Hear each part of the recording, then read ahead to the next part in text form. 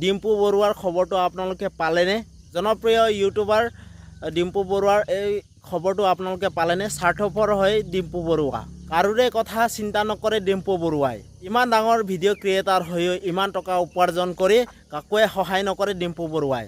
ইমান টকা উপাৰ্জন কৰে ডিম্পু বৰুৱাই, আজিলৈকে কাকোকে সহায় কৰি নাপালে ডিম্পু বৰুৱাই।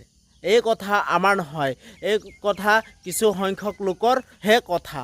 অৱশ্যে এই কথা আমাৰ নহয়, এই কথা কৈছে কিছু সংখ্যক লোকে। বৰ্তমান সময়ত সময় গগৈজনৰ ইউটিউবাৰজনে নিস্বাৰ্থভাৱে কাৰোৰ পৰা 1 টকা নোলোৱাকৈ নিস্বাৰ্থভাৱে সকলোকে সহায় কৰি আছে, দুখীয়া লোকসকলক, আৰু সেই ভিডিঅ' ছ'চিয়েল মিডিয়াত শ্বেয়াৰ কৰি আছে। আৰু তাকে দেখি অইন কিছু লোকসকলে ডিম্পু বৰুৱাক কৈছে যে ইমান ডাঙৰ ইউটিউবাৰ হৈও এতিয়ালৈকে কাকোকে সহায় কৰি পোৱা নাই।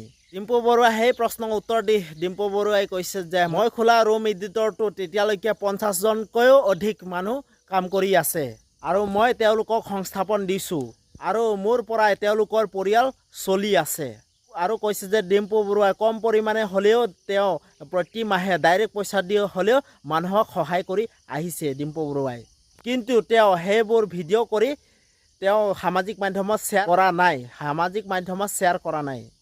আৰু ডিম্পু বৰুৱাই কৈছে যে মানুহক সংস্থাপন দিয়াটো কি মানুহক এক প্ৰকাৰ সহায় নহয় নেকি?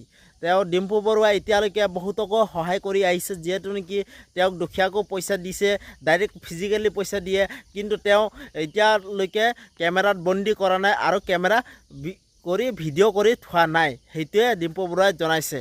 তো মোৰ ভিডিঅ'টো ইমানতে আছিলে। তো আপোনালোকে মোৰ ভিডিঅ'টো যদি চাই ভাল পালে যদি প্লিজ আপোনালোকে লাইক, ছাবস্ক্ৰাইব আৰু কমেণ্ট কৰি জনাব। তো ঠিক আছে, বাই বাই, নতুন এটা ভিডিঅ' আপোনালোকক লগ পাম।